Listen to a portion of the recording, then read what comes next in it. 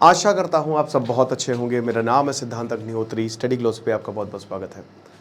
दोस्तों, प्रेमानंद जी महाराज जी को लेकर कंट्रोवर्सी होगी। रामभद्राचार्य जी ने कुछ बोल दिया है तो मुझसे रहा नहीं गया। मैंने कहा कि नहीं, ये लेक्चर ज़रूरी है।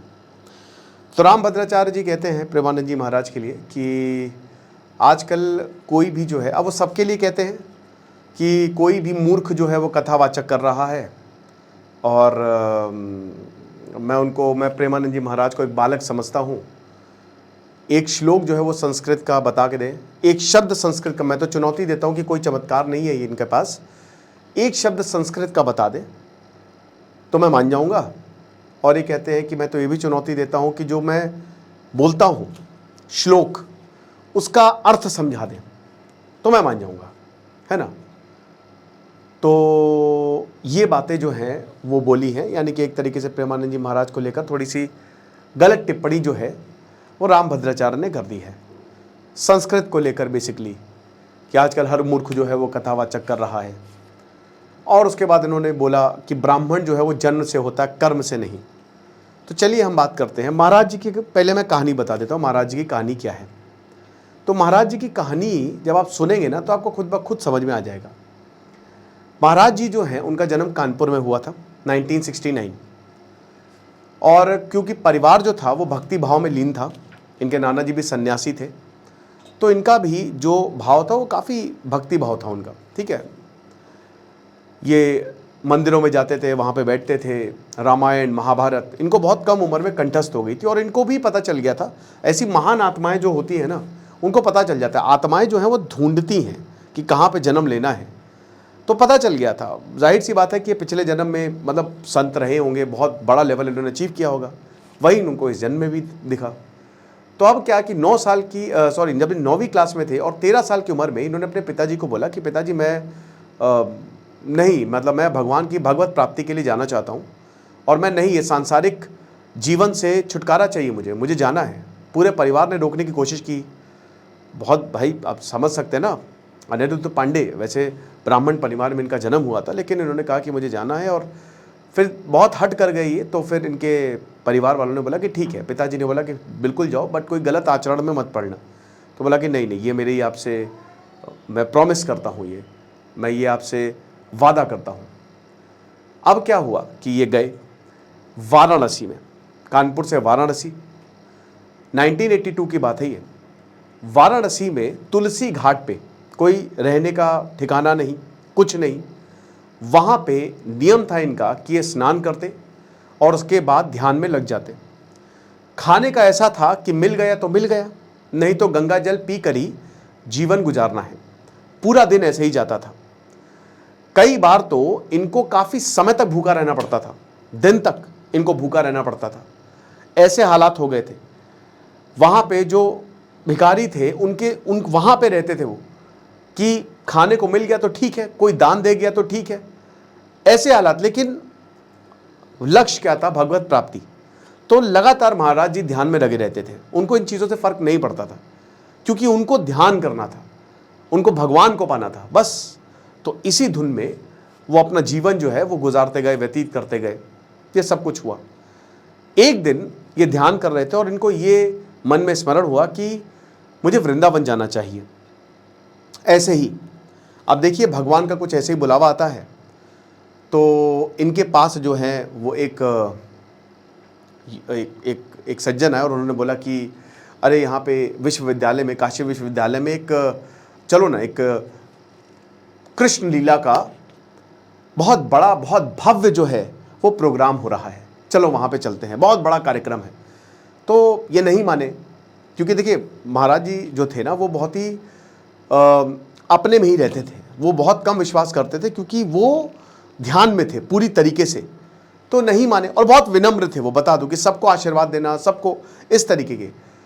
लेकिन ये जिद करने लगे। तो बोला कि अगर कुछ जिद कर रहे तो शायद भगवान की इसमें कुछ मर्जी हो गई।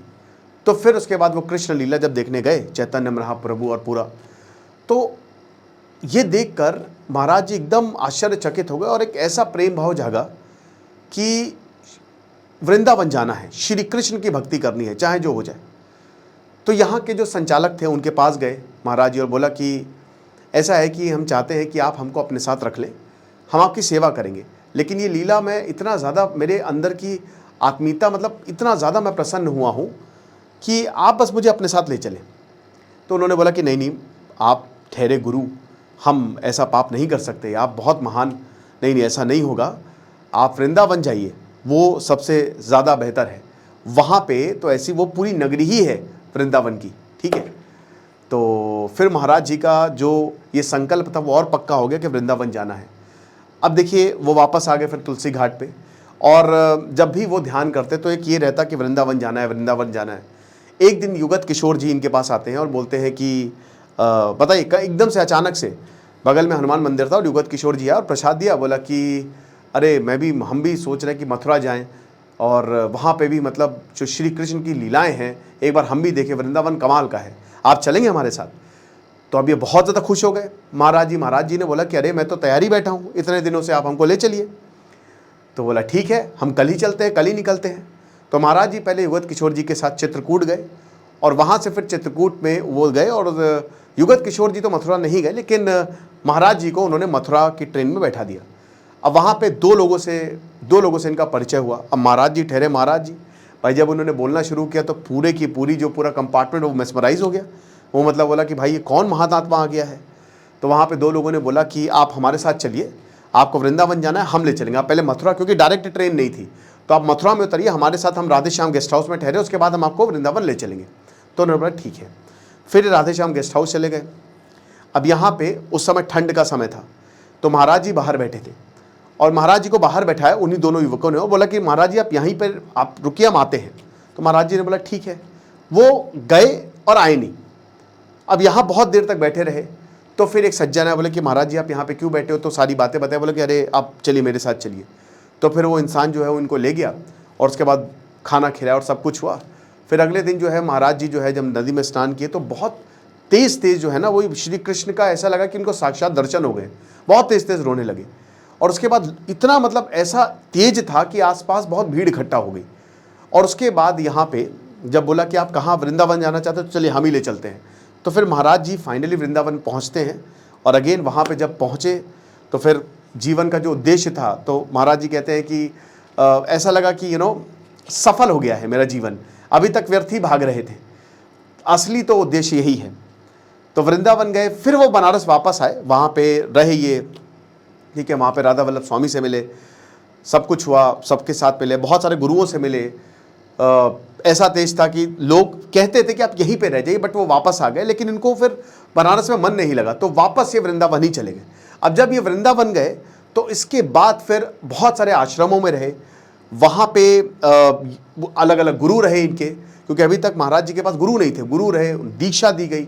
और फाइनली हम ये देखते हैं कि वृंदावन में ही महाराज जी रहे, और देखते ही देखते पूरी दुनिया, शहर तो छोड़िए, पूरी दुनिया जब सोशल मीडिया आया तो पूरी दुनिया जो है वो महाराज जी की जो है वो दीवानी हो गई, उनकी बातों की, उनके तेज की, जो वो बात करते हैं, ठीक है ना।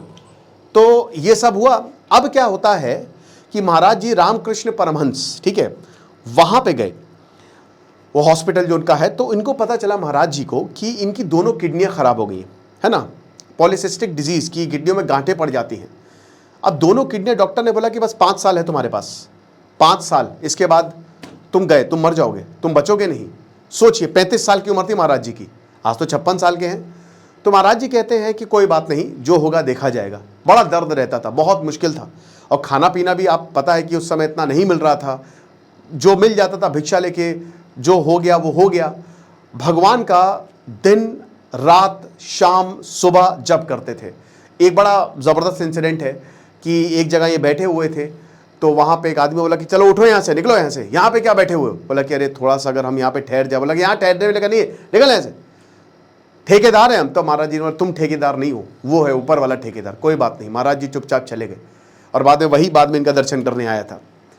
तो महाराज जी फिर उसके बाद ध्यान में लगे, लेकिन जो बोला था डॉक्टर ने कि 5 साल, हुआ नहीं। महाराज जी स्वस्थ रहे, महाराज जी अच्छे से रहे। और सबसे बड़ी बात यह है कि आज भी, अब देखिए, अब तो भाई पूरी दुनिया में ख्याति होगी। फिर वो वृंदावन ही चले गए, ठीक है, वृंदावन में ही रहे, वहाँ पे गुरु मिले और उसके बाद वहीं पे दीक्षा दी। और जैसा कि हमने बताया कि महाराज जी तो ऐसे थे ना कि वो ध्यान ज़्यादा करते थे, बोलते कम थे। अगर वो उसी समय वो बाल विवाह से ही बाल विवाह कह रहा हूँ, बाल अवस्था से ही अगर वो बोलना शुरू कर देते ना, तो लाइन लग जाती भक्तों की। लेकिन उनका जो पूरा का पूरा फोकस था ना, वो वही था कि कैसे हम भगवत प्राप्ति करें, ये चीज़ है। और जब उन्होंने फिर कथावाचक करना शुरू किया, जब उन्होंने बताना शुरू किया, तो फिर वही है कि जब इतनी कोई दिव्य आत्मा बोलती है तो आप समझ ही सकते हैं कि लाइन से लग जाती है। तो यही हुआ कि बड़े से बड़ा लोग जो है, अभी आपने देखा शिल्पा शेट्टी, राज कुंद्रा, अभी एक मुस्लिम आदमी जो है, राज कुंद्रा से मुस्लिम, पता नहीं कौन, इतने लोग महाराज जी को कहते हैं कि हम आपको अपनी किडनी देंगे, लेकिन महाराज जी बोलते कि नहीं, हमको किसी का, हम जो है हमारी भगवान हमारी व्यवस्था कर रहा है, ठीक है ना, भगवान व्यवस्था कर रहा है और हमको किसी का कुछ नहीं, हम दूसरे के शरीर को क्यों दर्द दे भाई। तो ऐसा कुछ महाराज जी का जीवन रहा है। अब आप एक बात बताइए, जो इंसान 13 साल की उम्र से ध्यान में है, ठीक है, भगवान साक्षात दर्शन दे रहे हैं, चमत्कार की बात नहीं है, यहाँ पे पूरी दुनिया जो है वो आ रही है। आप देखिए, आप अगर महाराज जी की बातों को सुनेंगे, बहुत ही प्रैक्टिकल है, वो ऊल जलूल बातें नहीं बताते, वो बहुत ही सही बातें बताते हैं, बहुत ही मतलब कहते हैं ना कि जो आप अप्लाई कर सकते हैं अपने जीवन में, ऐसी बातें बताते हैं। भाई मैं तो सुनता हूँ महाराज जी को, तो मुझे वो तो पता है। तो फिर ये देखिए, अब ये तो वही बात होगी कि अब मैं किसी से बोलूँ कि तुमको क्वांटम फिजिक्स नहीं आती है, अब भाई इसको कैसे क्वांटम फिजिक्स आ जाएगी। भाई कोई भाषा सीखना आना, संस्कृत एक भाषा है, इसका मतलब ये थोड़ी ना है कि किसी को कुछ पता नहीं है। और जहाँ तक देखिए, रामभद्राचार्य की भी मैं बहुत इज्जत करता हूँ, वो भी संत है, दोनों संत हैं, लेकिन कर्म से ब्राह्मण होता है, ये मेरा मानना है। और ये मैं नहीं कह रहा हूँ, आचार्य चाणक्य ने, चाणक्य नीति जब मैं बताया था, तो उसमें साफ साफ लिखा है कि आप कर्म से ब्राह्मण है, जन्म से नहीं, राइट। तो मेरा ये मानना है। आपको क्या लगता है, आप कमेंट बॉक्स में बताइए, ज़्यादा बोलूँगा तो विवाद हो जाएगा, लेकिन भाई महाराज जी हैं। और मैं बता तो रहा हूँ कि इनको किसी की वैलिडेशन की ज़रूरत नहीं है। और जब आप इनको सुनेंगे तो मैं बता तो रहा हूँ, मेस्मराइज हो जाएंगे। प्यार की बातें हमेशा हमेशा प्यार की बातें करते हैं, ना नफरत ना कुछ, बस कहते हैं कि आप प्यार करिए, जैसे श्री कृष्ण और राधा का है वैसे ही आप बस प्यार फैलाइए दुनिया में, नफरत मत फैलाइए। और इसीलिए पूरी दुनिया जो है वो महाराज जी के चरणों में है। तो आई होप आप समझे होंगे। बाकी आपको क्या लगता है मुझे कमेंट बॉक्स में बताइएगा। खुश रहिए, पढ़ते रहिए। दिस इज सिद्धांत अग्निहोत्री साइनिंग ऑफ।